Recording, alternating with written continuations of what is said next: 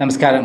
പഹൽഗാം ഭീകരാക്രമണം കഴിഞ്ഞ ശേഷം ഇന്ത്യ നടത്തിയിട്ടുള്ള തിരിച്ചടിയിൽ പാകിസ്ഥാൻ വരണ്ട് എന്ത് ചെയ്യണമെന്നറിയാതെ പകച്ചു നിൽക്കുകയാണ്. ആദ്യം ഭീകര കേന്ദ്രങ്ങളാണ് ഓപ്പറേഷൻ സിന്ദൂർ എന്ന നിലയെ പേരിട്ട് ഇന്ത്യ തിരിച്ചടിച്ചത്. കൃത്യമായിട്ടുള്ള കേന്ദ്രങ്ങൾ കണ്ടുപിടിച്ച് 8 കേന്ദ്രങ്ങളാണ് തച്ചു തകർത്തത്. ഏകദേശം 100ഓളം ഭീകരന്മാരാണ് ഇവിടെ കൊല്ലപ്പെട്ടത്. അതിനുശേഷം പാകിസ്ഥാന് എന്ത് ചെയ്യണമെന്ന് അറിയില്ല എന്നുള്ളതാണെങ്കിലും ജനങ്ങളെ ബോധിപ്പിക്കാൻ വേണ്ടി പാകിസ്ഥാൻ നടത്തിയ ആക്രമണങ്ങൾ, അതായത് ഡ്രോൺ ഉപയോഗിച്ചും മിസൈൽ ഉപയോഗിച്ചും ഫ്ലൈറ്റ് ഉപയോഗിച്ചും നടത്തിയ ആക്രമണങ്ങൾ എല്ലാം തകർത്തെറിഞ്ഞു എന്നുള്ളതാണ് സത്യം. 2 ദിവസം പിന്നിടുമ്പോൾ പാകിസ്ഥാൻ്റെ 5 വിമാനങ്ങളാണ്, അതേപോലെ ഏകദേശം 800ഓളം ഡ്രോണുകളാണ്, ഏകദേശം 15ഓളം മിസൈലുകളാണ് തകർത്തെറിഞ്ഞത്. ഷെല്ലാക്രമണത്തിൽ ചില ആളുകൾ മരിച്ചു എന്നുള്ള കാര്യം വസ്തുതാപരമാണ്. അത് കാശ്മീരിൽ, ജമ്മു കാശ്മീർ ബോർഡറിലാണ് ആളുകൾ മരിച്ചത്. ഒരു ഉന്നത ഉദ്യോഗസ്ഥനടക്കം മരിച്ചു എന്ന് ഇന്ന് ഒമർ അബ്ദുള്ള പറയുകയുണ്ടായി. എന്നാൽ ഇന്ത്യ കൊടുത്ത തിരിച്ചടിയിൽ ഭയഭീതിയോട് കൂടിയിട്ടാണ് പാകിസ്ഥാൻ കഴിയുന്നത്. 8 നഗരങ്ങൾ കത്തിച്ചാമ്പലാക്കിയ പോലെയാണ് കാര്യങ്ങൾ നടന്നത്. കറാച്ചി തുറമുഖം കത്തിയെരിഞ്ഞു എന്നുള്ള വാർത്തയാണ് പുറത്തു വന്നത്. ബോംബുകൾ വർഷിക്കുന്ന സ്ഥലങ്ങളിലെല്ലാം കൃത്യമായ അതിൻ്റെ ആക്ഷൻ ഉണ്ടായി. അതായത് പാകിസ്ഥാൻ്റെ എയർവേ കംപ്ലീറ്റ് തകർത്തു എന്നുള്ളതാണ്. ഏകദേശം 8ഓളം എയർവേകൾ തകർത്തു എന്നുള്ളതാണ്. അതായത് ആ വഴിക്കാണ് ഫ്ലൈറ്റുകൾ വരേണ്ടത്, യുദ്ധവിമാനങ്ങൾ പറക്കേണ്ടത്. ആ സ്ഥലങ്ങളെല്ലാം ബോംബിട്ട് തകർത്തു എന്നുള്ള വിവരവും മിസൈൽ വെച്ച് തകർത്തു എന്ന് പറയുന്ന വിവരങ്ങളാണ് ഇപ്പോൾ പുറത്തു വന്നിരിക്കുന്നത്. എന്തായാലും പാകിസ്ഥാൻ ഇപ്പോൾ ഏറ്റവും നിർണായകമായ ഒരു ഘട്ടത്തിലേക്ക് കടക്കുകയാണ്.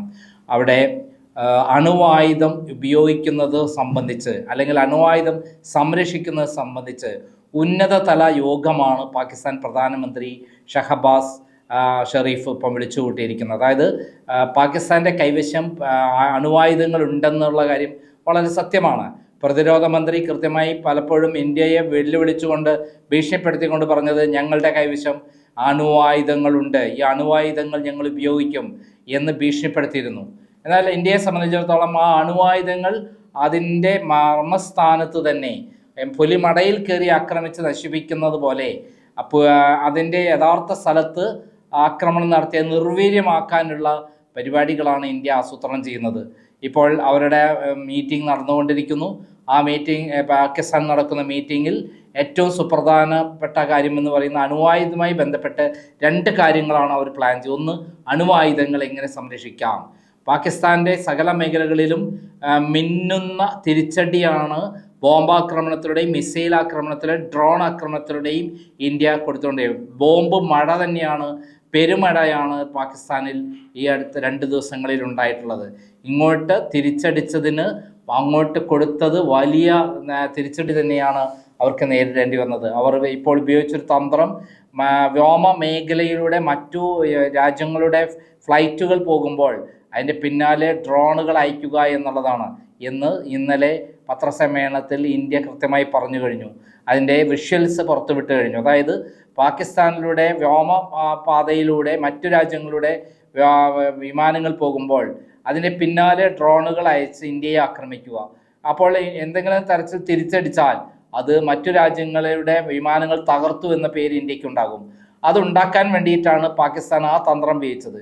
ആ തന്ത്രം ഇന്നലെ കൃത്യമായി വിളിച്ചു പറഞ്ഞതോടെ പാകിസ്ഥാൻ ആ പരിപാടിയും പൂട്ടേണ്ടി വന്നിരിക്കുകയാണ്.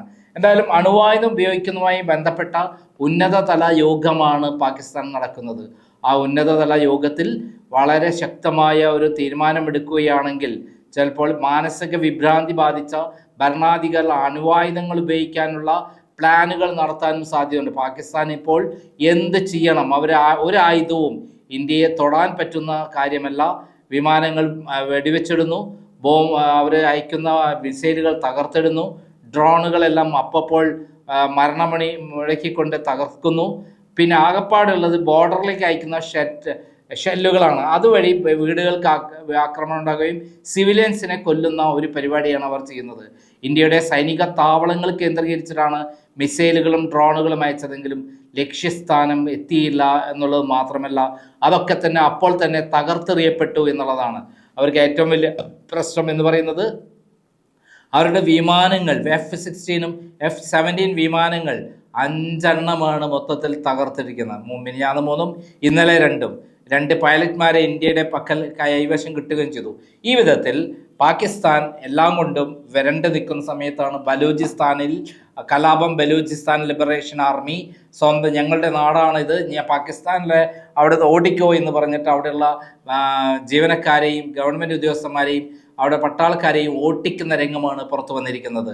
അതിൻ്റെ അർത്ഥം പാകിസ്ഥാൻ ആകെ എല്ലാം കൊണ്ടും കലാപഭൂമിയായി മാറിയിരിക്കുന്നു. ഏതു തരത്തിൽ ഇതിനെ നേരിടണമെന്ന് അവർക്ക് യാതൊരു അറിയില്ല തന്നെ. ഇപ്പോൾ അവർക്ക് ആപ്പാടെ സഹായത്തിനുള്ള ചൈനയും അതേപോലെ തുർക്കിയുമാണ്. തുർക്കിയുടെ ഡ്രോണുകളാണ് അവർ ഉപയോഗിച്ചിട്ടുള്ളത്. 2025 മെയ് 8 ഇന്ത്യൻ സമയം പുലർച്ചെ 2 മണി ഇന്ത്യയിലെ വിവിധ കേന്ദ്രങ്ങൾ ആക്രമിക്കാൻ ലക്ഷ്യമിട്ട് പാകിസ്ഥാൻ അതിനായി അവർ തിരഞ്ഞെടുത്തത് അസിഡ് ഗാർഡ് സെൻഗർ ഡ്രോണുകളാണ്. അത് തുർക്കിയുടെ ഡ്രോണുകളാണ്. പാകിസ്ഥാൻ വ്യോമ മേഖലയിൽ ആഭ്യന്തര രാജ്യാന്തര യാത്രാ വിമാനങ്ങൾ പറക്കുന്ന സമയത്ത് ഡ്രോണുകൾ ഇന്ത്യൻ ആകാശത്തേക്ക് അവർ വിട്ടിരുന്നു. ഇന്ത്യൻ പ്രത്യാക്രമണം നടത്തിയാൽ ഈ യാത്രാ വിമാനങ്ങൾക്ക് നാശം സംഭവിക്കാനും വൻ ആളപായത്തിനും സാധ്യത ഉണ്ടായിരുന്നു. അങ്ങനെ സംഭവിച്ചാൽ ഇന്ത്യക്കെതിരെ ലോകം മുഴുവൻ നിലപാടെടുക്കാൻ ഇത് കാരണമാകുമെന്ന് അവർ കണക്കൂട്ടിയിരുന്നു. കെണി മനസ്സിലാക്കി ഇന്ത്യൻ സൈന്യം യാത്രാ വിമാനങ്ങൾ ഒഴിവാക്കിയാണ് ഡ്രോണുകളെ തുരത്തിയിട്ടുള്ളത്. എന്തായാലും ഒരു കാര്യം വളരെ വ്യക്തമാണ്, പാകിസ്ഥാന് ഈ സ്ഥലകാല വിഭ്രാന്തി ഉണ്ടായിരിക്കുന്നു. തിരിച്ചടി കൊടുക്കാൻ പോയിട്ട് പ്രതിരോധിക്കാൻ പോലും പറ്റാത്ത അവസ്ഥയിലേക്ക് പാകിസ്ഥാൻ തരം താണിരിക്കുന്നു. ഒരു രാജ്യത്തിൻ്റെ ഗതികേടാണ് കാണിക്കുന്നത്. അവർ പണ്ടേ ദുർബല, ഇപ്പോൾ ഗർഭിണിയായപ്പോൾ എങ്ങനെയായിരിക്കും എന്നുള്ള സ്ഥിതിയിലാണ് പാകിസ്ഥാൻ. എന്തായാലും അണുവായുധം ഉപയോഗിക്കുമോ ഇല്ലയോ എന്നുള്ള ചർച്ച നടക്കുന്നു. ആ ചർച്ചയിൽ എന്തെങ്കിലും തീരുമാനമെടുത്താൽ ആ രാജ്യത്തിൻ്റെ അന്ത്യമായിരിക്കും. പാകിസ്ഥാൻ എന്ന് പറയുന്ന രാജ്യം ഭൂഖണ്ഡത്തിൽ നിന്ന് തുടച്ചു നീക്കപ്പെടും. അത് 5 ഭാഗങ്ങളായി തിരിച്ച് ഇന്ത്യ പിടിച്ചെടുക്കുകയും 5 ഭാഗങ്ങളായി 5 ഭരണാധികാരികളെ ഏൽപ്പിക്കുകയും ചെയ്യും. മുമ്പ് ബംഗ്ലാദേശ് 1971 നില യുദ്ധത്തിൽ പാകിസ്ഥാനിൽ നിന്നും ബംഗ്ലാദേശ് എന്ന് പറഞ്ഞ സ്വതന്ത്ര രാജ്യം ഉണ്ടാവുകയും മുജീബ് റഹ്മാനെ അവിടുത്തെ ഭരണാധികാരിയാക്കുകയും ചെയ്തിരുന്നു ഇന്ത്യ. അതേപോലെ പാകിസ്ഥാനിൽ ബലൂചിസ്ഥാൻ്റെ ഒരു ഭാഗവും കാശ്മീരിൻ്റെ ഒരു ഭാഗം ഇന്ത്യ പിടിച്ചെടുക്കുകയും മറുഭാഗങ്ങൾ 3ആയി തിരംതിരിച്ച് അവിടെ ഭരണാധികാരികളെ ഏൽപ്പിക്കുകയും ചെയ്യുക എന്നുള്ള തന്ത്രമാണ് ഇന്ത്യ ചെയ്യാൻ പോകുന്നത്. റഷ്യയുടെയും അമേരിക്കയുടെയും ഇസ്രയേലിൻ്റെയും സപ്പോർട്ടുള്ളപ്പോൾ ഇന്ത്യ ആരെയാണ് ഭയപ്പെടേണ്ടത്? ഇസ്രയേൽ ഹമാസിൽ നടത്തിയ ഭീകരാക്രമണങ്ങൾ നമ്മൾ കണ്ടിട്ടുള്ളതാണ്. ഇറാനിലും ലബനോണിലും തകർത്ത അവരുടെ ബോംബാക്രമണങ്ങൾ, മിസൈൽ ആക്രമണങ്ങൾ എല്ലാം നമ്മൾ കണ്ടാണ്. അവരുടെ പ്രതിരോധ സംവിധാനം ഉപയോഗിച്ച് എല്ലാ തരത്തിലും അവർ സുരക്ഷിതരാണ്. ചില ഒറ്റപ്പെട്ട സംഭവങ്ങളല്ലാതെ അവർക്ക് യാതൊരു ബുദ്ധിമുട്ടുണ്ടായില്ല. ഇന്ത്യയുടെ വ്യോമ പ്രതിരോധ ഭാഗങ്ങൾ S-400 എത്രമാത്രം കുറ്റമറ്റതാണെന്ന് ഈ കഴിഞ്ഞ ദിവസം നമ്മൾ തെളിയിച്ചിട്ടുള്ളതാണ്. എന്തായാലും പാകിസ്ഥാന് വൻ നഷ്ടമുണ്ടായിക്കൊണ്ടിരിക്കുന്നു, വിഭ്രാന്തി പടർന്നിരിക്കുന്നു എന്നുള്ളതാണ് സത്യം. എവിടെ എത്തിച്ചേരും എന്നറിയില്ല. എന്തായാലും അവർ യുദ്ധം പ്രഖ്യാപിച്ചു കഴിഞ്ഞു. ഇന്ത്യ യുദ്ധം പ്രഖ്യാപിച്ചു കഴിഞ്ഞിട്ടില്ല. അവർ യുദ്ധം പ്രഖ്യാപിച്ച സ്ഥിതിക്ക് ഇന്ത്യയിലേക്ക് ആക്രമണങ്ങൾ നടത്തും. ഇന്ത്യ യുദ്ധം പ്രഖ്യാപിക്കാത്തത് കൊണ്ട് അതിന് ആവശ്യമില്ല. ഇതിനിടയിൽ IMF പാകിസ്ഥാന് 2000 കോടി രൂപയുടെ ധനസഹായം പ്രഖ്യാപിച്ചു എന്നുള്ള വിവരം കൂടി പുറത്തു വരികയാണ്. ഇന്ത്യയുടെ പ്രതിഷേധം ഉണ്ടായിട്ട് പോലുമാണ് ഇങ്ങനെ ഒരു നടപടി എടുത്തിരിക്കുന്നത് എന്നുള്ളതാണ് സത്യം.